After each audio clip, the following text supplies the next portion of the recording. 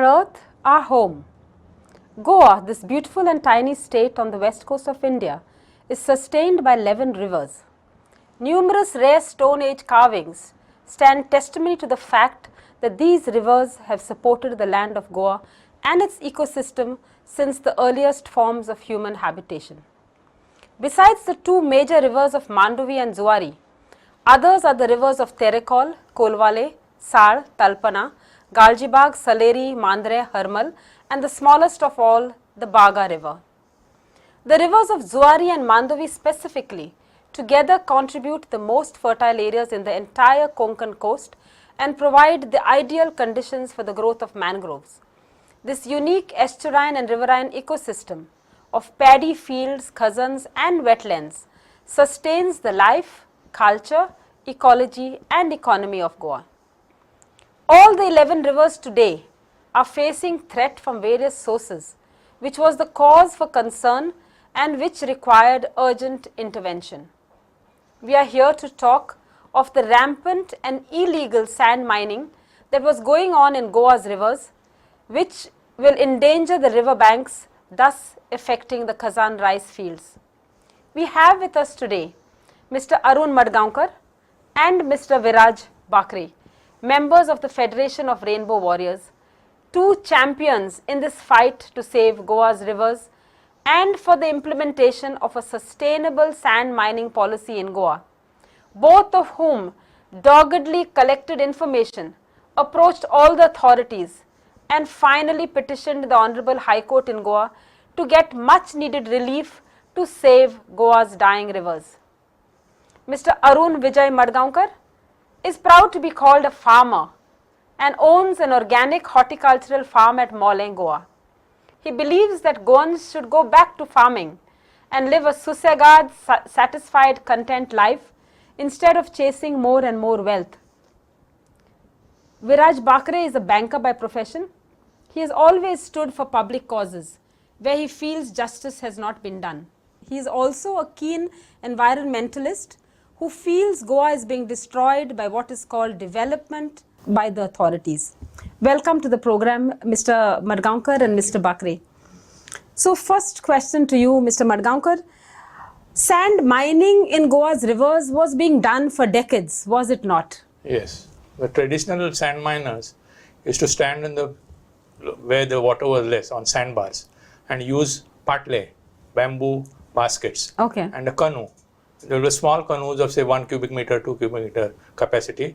They used to fill the baskets with their hands and put it into the canoe and take it to the shore. This way they used to extract a little bit of sand. There were few miners who were doing it. So it was sustainable and the biodiversity was not disturbed. All right. So when did this boon or extensive sand mining start in Goa and what were the reasons? Mr. Bakre, can you tell us? Boon in the real estate sector in Goa and the highway projects by government are the main reasons for the extensive sand mining in Goa. There is no regulatory mechanism in place in Goa. Nobody to monitor. So that is aiding the illegal sand mining. Another reason was that scrap boats were brought, aluminium and steel boats from Alang, where they do shipbreaking. Where is this? Where is Alang? This Alang is on the Gujarat coast. Okay. Big ships are shipbreaking takes place there, and these small lifeboats that are on board of these are sold as scrap. Now some people brought these from Alang and they attached an engine to it and started using it for sand mining. The capacity of these boats was almost 20 cubic meters. Okay. Now, due to that, everyone who wanted to become a sand miner just had to get a boat, get laborers from migrants from say Karnataka or Bihar or Uttar Pradesh, and they used to do all the manual work, and anyone who wanted to could start a business. Not only anyone, lots of government servants went into this line because it was a sideline, they did not do much. Okay. The people who came, migrants came, they did all the work. All you had to do was sell the sand and collect the money. All right. So, but are there not any rules or acts for sand mining? After all, it's a mineral resource. There are many rules. Under the Environment Protection Act 1986, the notification on the environment impact assessment was issued in 2006 to prevent the exploitation of natural resources. Okay. Then the environment impact assessment required environment clearances for many projects like big mega housing projects and mining and all. So environment clearance is the study of various facets of like how it will affect the environment due to the projects. So SEIAA, State Environment Impact Assessment Authority, was authorized to give this environment clearance. Okay. And in 2015, this environment clearance was granted for sand mining. And there are many other rules and regulations are there. There is a Minor Minerals Act is there of Goa. Okay. Then there are many NGT orders are there, Supreme Court orders are there to regulate sand mining. So it's not that there were no acts and rules, there were. There are many. All right. So when you say that you needed environmental clearance for carrying out sand mining, what were these conditions under which environmental clearance would be given? Environment clearance was given with specific conditions and general conditions. The main condition that was there was, as per the MOF circular also, was that this river bed could be extracted to a depth of 3 meters only. 3 meters? Yeah. All but right. what happened is, when the EC was given in 2015, they gave it at 12 sites where the area was 2 lakh square meters area in the river from which sand would be extracted. Okay. And they said it's you are allowed to take out 12 lakh cubic meters from that area. Now 12, 2 6 are 12. So 6 meters deep they could go. When actually in their condition itself in the EC it says 3 meters is the maximum you can go. Okay. This was a mistake made by the government. All right. Due to which this rampant and extra sand mining took place. Yeah. All right. So when did the government start giving licenses to sand miners to extract sand actually? These licenses were given in 2016. All after the EC was there. They asked for people who were supposed to be traditional sand miners to apply. About 500 or 600 people applied saying they are traditional sand miners. The only thing they took as proof that they were sand miners was an affidavit saying that I am a traditional sand miner. That's all that was required for them to apply. And they got these licenses when actually in the Mandvi River only 27 licenses had been given in 11. In the year 16 they gave 250 licenses. So that much of extra licenses were given. Wow. Yeah. From a jump from 16 10 times the number 10 times the number of licenses were given. So because it was very easy for them to apply to get a license. There was no verification. Who is the traditional sand miner? Okay. So you applied and you got, and that's why you saw this huge jump. So can you give us a kind of an idea of the extent of the increase actually in recent years? How much was it? How much did it increase? As I said, that 3 meters was the limit that was specified in the guidelines of MOAF. Yes. But actually they had asked them to take only 6 cubic meters a day in the license. 20 cubic meter boats were used by them. The boats that they were shown them were 20 cubic meter capacity. Now they took an affidavit from this thing that you could use at the maximum of 2 boats. Now why would anyone require 2 boats to extract 6 cubic meters when each boat was capable of extracting 20 cubic meters? So what the sand miners did was they used 2 boats to extract 40 cubic meters per day. 20 and 20, 40. So that means almost 10 times the amount of sand they were supposed to extract, they extracted. All right. And there was no monitoring of this amount of sand they were extracting, because they were given the sand permits for each truck before, and the entire booklet was sold to them. So they could give one transport permit to the truck when it left. Wow. All right.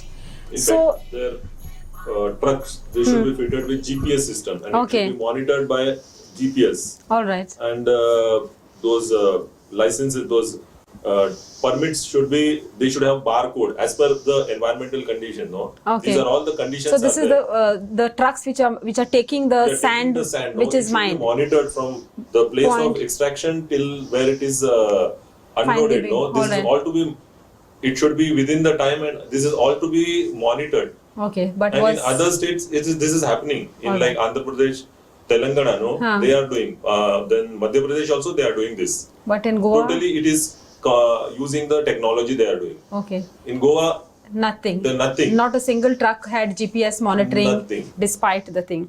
So technically, actually, when you say the sand mining has to be done in a traditional way, you say what do you use korungzai, wooden boats, etc. No excavators, shovels, pumps, dredgers. So is this the way actually that's supposed to be done? Yes, it is to be done like that, but it is not happening because the captain of ports has registered steel boats, aluminium boats, and there are engines inside which are used, but they are claiming it for pumping the water. But in fact, it becomes a mechanized boat by using that. Which engine, is totally against, which is totally not allowed. Against it is not allowed. All right. So now, so that means one thing is, of course, there is excessive boats being given licenses. Then you were saying that they were doing excessive sand mining instead of what is 3 meters. They were going way beyond 3 meters. So what has been, what is interesting, what has been the impact of this rampant sand mining on Goa's rivers? Yeah, the river depth has gone down now about 6 meters. Suppose there was 3 meters depth at that spot. Now there is 9 meters. This can be seen from the poles that they are using right now. When they started sand mining, the bucket is attached to the end of the pole and it's put down onto the bed of the sand, and manually they extract one bucket at a time. Okay. All this is done by migrants. No Goan is involved in doing this manual work. So when these poles were first used, they were about 3 meters, 4 meters long. Now they have to use 12-meter poles. They have to join 2 poles of 6 meters. And I am told in Harmal it has gone to 15 meters. Wow. So that is the depth that they have gone down to. Now this kind of rampant sand mining will cause the river banks to collapse, which has already happened at Paraskade. Where is that? That is near in Pedne. There is a railway bridge. Banks have collapsed of the river. Coconut trees, the trees on the banks have collapsed in the river. For almost 1 or 2 kilometers. Anyway, on the main road you can see. In Punda Taluka, there also the bank has collapsed. Due to, clearly it's due to the excessive sand mining. Then the Konkan Railway Corporation has complained to Director of Mines and Geology that in Poroskade, in Pedne Taluka, the extraction, it has reached the footing of the railway bridge, which is very dangerous. In fact, the environment clearance stipulates that there should be a safety margin of 300 meters from any bridge. From any from bridge. the bridge, 300 meters. They have given a complaint with the photographs, how they have gone deep, so deep. That it can affect the stability of the bridge. So there was absolutely no check. So have there been any checks at all on this? You all are saying rampant sand mining, bunds are going down, Konkan Railway has complained. So were there any checks at all of this illegal sand mining? They did do some confiscating of, say, they caught people doing sand mining. Now the maximum fine the captain of ports can give, it seems, is 2,000 rupees. Now when each cubic meter of sand is more than 1,500 rupees, what's there to pay 2,000 rupees and get the fine compounded? Okay. In 13 and 14, they collected fines of 4 lakhs and above. So they have been catching these boats and releasing them by paying 2,000 rupees. So no one is hurt by this kind of fine. Okay. If they are going to do a proper thing, they should do what Telangana and stuff are. They are getting the boat and even now dynamiting the boat so that they can reuse it. And these boats, as he said, they should have been using wooden boats. So whenever they confiscated steel or aluminium boats, they have to destroy them, not give them back by paying 2,000 rupees. Correct. It's because of this that they have got, the sand miners have no respect for the authorities. Okay, all right. So then there is a Supreme Court judgment in 2014 that if any illegal sand extraction takes place and they seize a truck or the boat or a person, he should be charged under Indian Penal Code 379, that is for theft of government property. Because it is the sand and all is actually sand and all is a government property.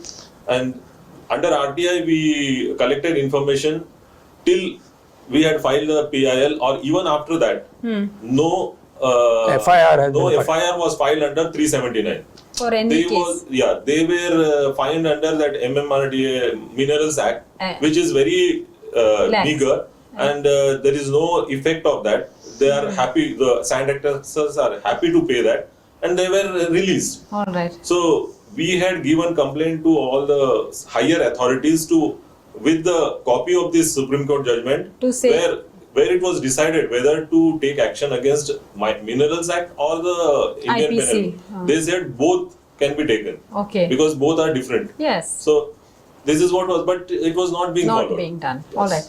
So now tell us about your public interest litigation which you all filed in the court. It was filed by Rainbow Warriors, the organization that you all work with, and you were one of the petitioners, Mr. Madgaonkar, and you, Viraj, were the petitioners. So tell us a little bit about this petition and why you all filed it in the court. See, they gave the EC in 2015 December.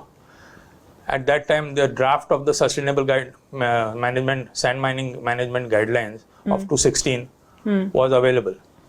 They said they have gone through it and according to put the conditions in the EC. Where we found that all the conditions that were there were not being followed. The court found it. After we put the PIL for illegal sand mining, the judge asked the agency to say whether they have followed their own rules. Okay. Whether the government has followed up the rules. And they have given an affidavit stating that none of them, whether it is marking the site with proper markers on the, not done. Okay. Checking the depth every year, not done. Checking the annual replenishment rate, not done. Checking that the biodiversity is not disturbed, not done. Nothing of the sort has been done. See, all those conditions that were put in the EC have not been followed. So that is why the licenses were stopped they were stopped giving the licenses. Not because our PIL had been at that time, it was in the court only. But they had to stop because they themselves admitted that they had not done.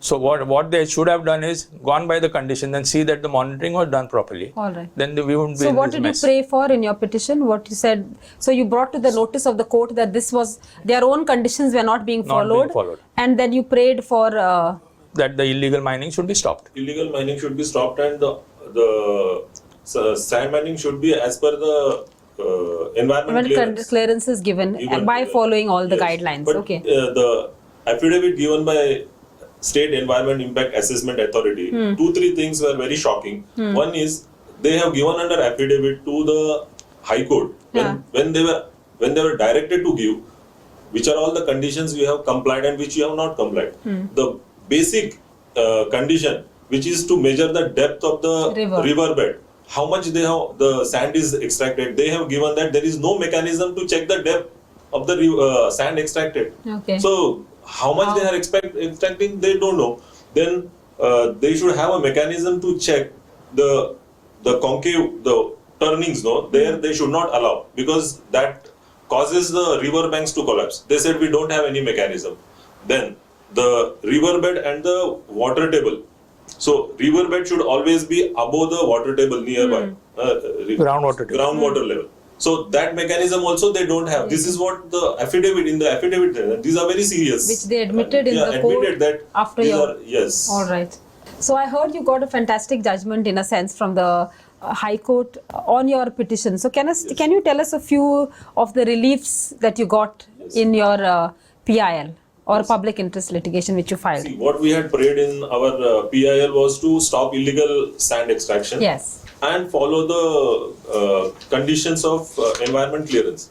In fact, High Court has not given any directions not to issue these extraction licenses. The department, Mines Department itself stated that since the conditions are not complied, we are not going to give the licenses. It is not the direction of the court. They are not giving because the conditions are not complied.